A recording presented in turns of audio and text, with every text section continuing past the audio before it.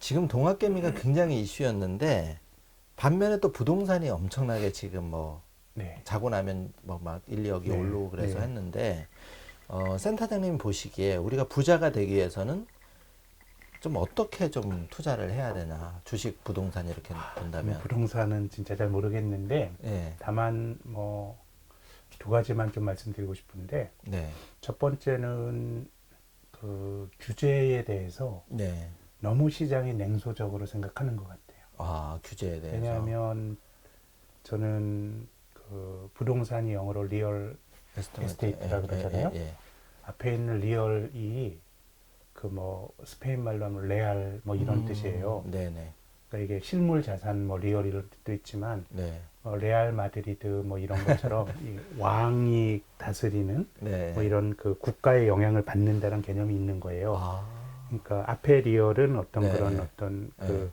통제를 받는 자산으로서의 부동산이고 네, 이스테이트는 사유물이에요. 네, 두 가지의 속성이 같이 있는 거거든요. 네, 네, 왜냐하면 이 부동산이라고 하는 건 기본적으로 땅에 지어야 되는 거기 때문에 네, 공급이 유한할 수밖에 없고요. 네, 또 의식주 중에 하나이기 때문에 정부가 필수제이기 때문에 컨트롤할 수 있는 자산이에요. 네, 그렇기 때문에 독일이나 이런 데는 되게 여러 가지 규제들이 많거든요. 네, 사회가 그런 컨센서스가 있으면 그렇게 해야 되는 건데 네, 저는 우리 정부가 조금 두려움이 있었다고 생각해요. 왜냐하면 아, 집값이 떨어지면 떨어지는 것도 리스크거든요. 네, 그래서 뭐 제가 이건 전문가가 아니어서 말씀이 조심스럽긴 한데 예전에 임대사업자들에게 인센티브 줬던 것도 네, 부동산이 떨어지는 것에 대한 두려움이 있었기 때문에 저는 그런 것들 줬다고 생각을 해요.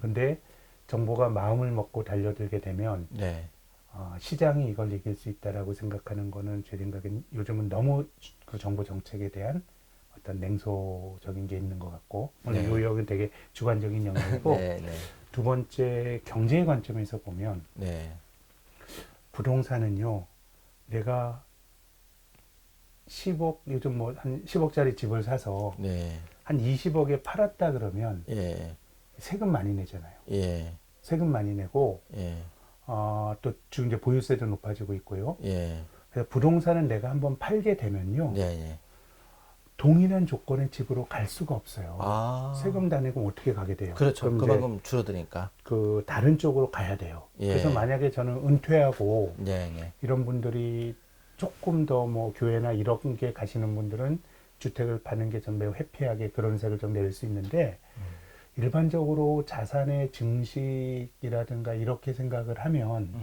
이게 순수한 투자재가 아니라 내가 사는 거거든요.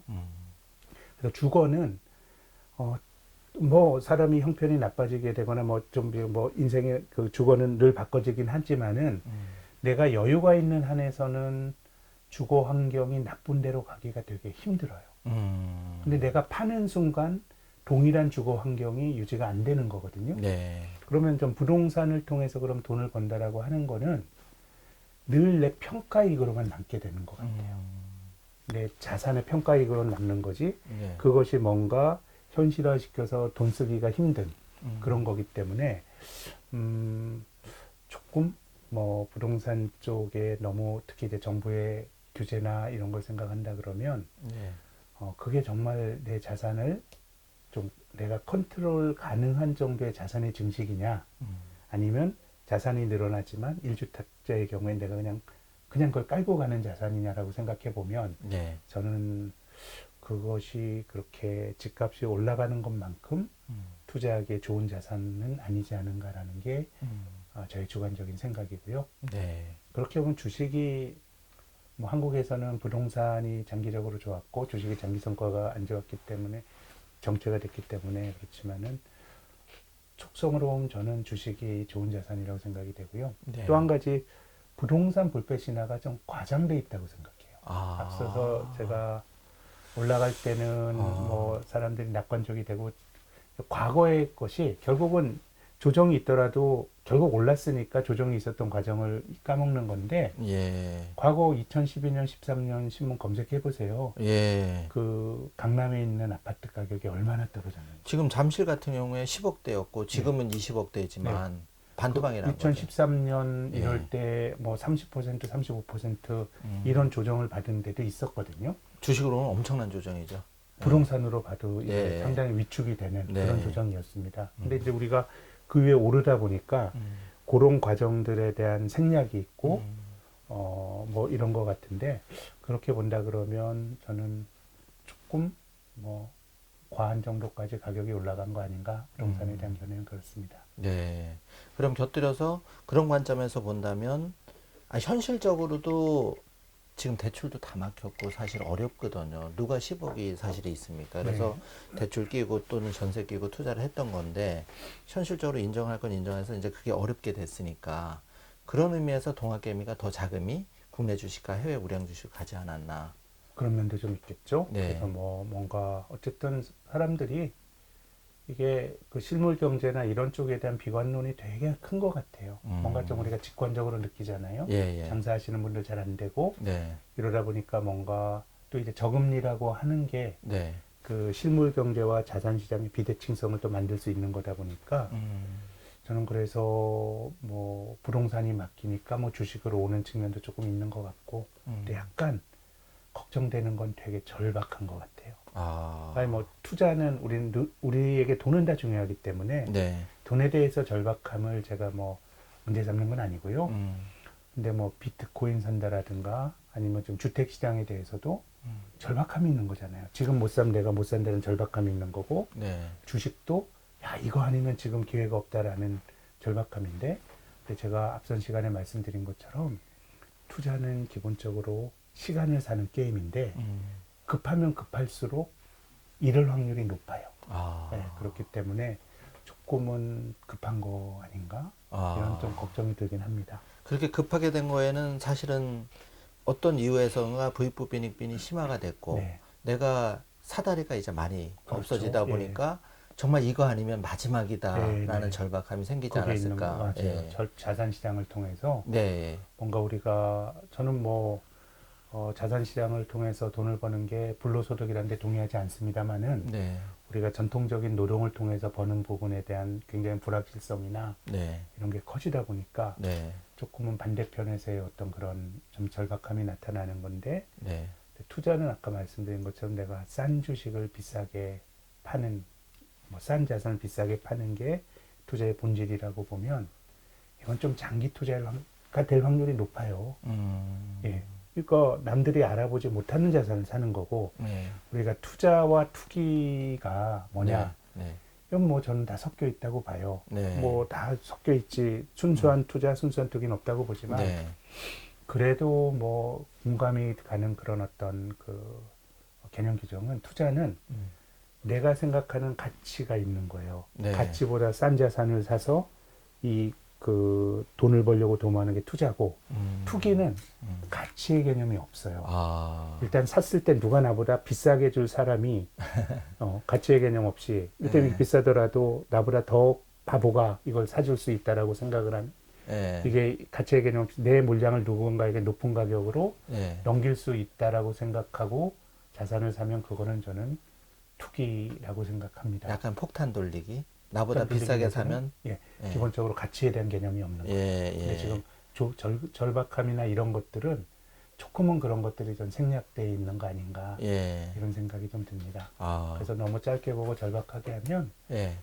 이게 이길 확률이 떨어져요. 아. 좀 뭐 투자하는데 이 조정이라고 하는 거는 그 오렌 버핏이나 남들이 그 비명을 지를 때가 기회였고 우리가 지나고 보면 2, 3월이 그랬잖아요. 네, 맞습니다. 예. 근데 뭐 내가 그때 돈이 있었으면 좋았지만 설사 주식을 들고 있다 그러면 뭐 안타까웠지만 그거 뭐 내가 팔아야 손실이 확정되는 거예요. 예. 뭐 들고 있으면 뭐 좋은 주식이라면 기다리면은 그렇죠. 언젠가는 기본적으로는 가치가 기다림의 영역이 예. 투자의 내재가 되어 있는 거고요.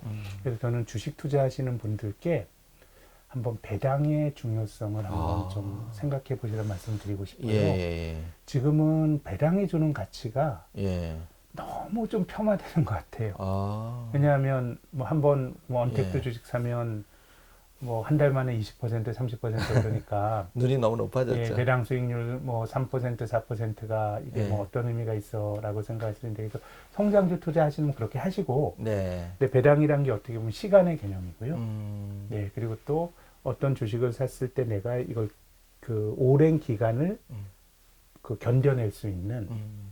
어떤 명분을 제공해 주는 게 또 배당이에요. 아. 내 계좌로 이 저금리에 3%, 3.5% 아유. 따박따박 쌓이면 이것도 되게 재미도 있거든요. 엄청난 거죠. 네, 그래서 네.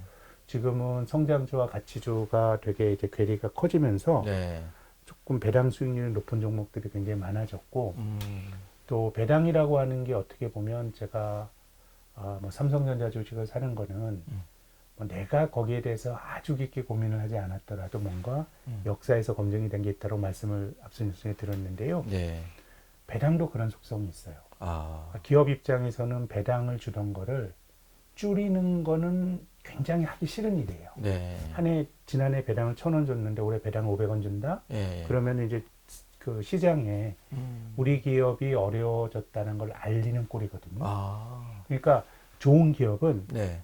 배당을 주는데 이익이 확 늘었어요. 네네. 근데 배당을 또 그만큼 늘리지 않아요. 그리고 이익이 줄었다 그래 배당을 줄이지도 않습니다. 네. 그래서 배당은 굉장히 스테이블한 변수예요. 네.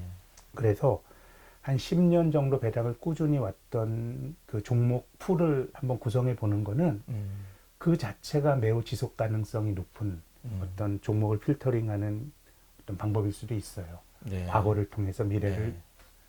확률 높게 예측을 하는 거고요. 네. 지금 주가와 그리고 배당의 어떤 배당 수익률은 뭐 계산이 가능한 거니까 그래서 좀 자산의 일부는 뭐 그런 지금 배당주들에 대한 시장의 좀 폄훼가 디스카운트가 조금 심한 것 같습니다. 한 5년, 10년, 5년? 사실 배당을 받는다 그러면 뭐 당장 주식을 사고 팔고 이런 거보다 네. 5년 후 주가는 알 수가 없는 거거든요. 네. 근데 지금은 한번 배당에 대해서 좀 깊게 한번 고민해 보시면 또 거기서 투자의 기회가 생길 거라고 생각합니다. 예, 좋은 말씀이시고 그러면 요약해서 지금 동학개미 투자자와 소위 부동산 갭 투자자 위너가 누가 될까요? 절대 알 수 없죠. 예. 동학개미도 지금까지는 성과가 좋지만 뭐 언제든지 약세장이 오는 거고 조금 기간을 넓혀서 생각을 좀 해야 되는 거 아닌가 네. 하는 생각이고 뭐 갭 투자자는 지금 이제 정부의 정책에 맞서는 거니까 뭐 그쪽도 좀 리스크가 있는 것 같고 근데 어쨌든 지금은 특히 이제 저는 주식 투자라는 게 굉장히 긴 기간에 걸쳐서 평가를 해야 된다라고 생각을 합니다. 네. 그래서 뭐 동학개미들이 뭐 물론 사람마다 다르겠죠. 뭐 인버스한 분도 계시고 네. 또 뭐 원유 같은 거 막 사신 분들도 계시고 해서 다 다르겠지만 그래도 무난하게 뭐 일반적인 주식 하신 분은 돈을 많이 버셨을 텐데 거기에 대해서는 판단을 유보하고 싶습니다. 조금 더 긴. 그러면 이제 좀 전에 말씀하셨던 동학개미가 만약에 승자가 되려면 조금 시간을 이기는 그 시간의 장기간 우량 주식에 투자 그리고 그걸 이기기 위해서는 또 배당도 한 3, 4% 관심을 가지고 것들, 보자. 예, 그런 주식들도 한번 좀 예. 관심을 기울이실 필요가 있다는 거죠. 예, 승리의 조건으로서 네. 그런 걸 추가해서 투자를 하자.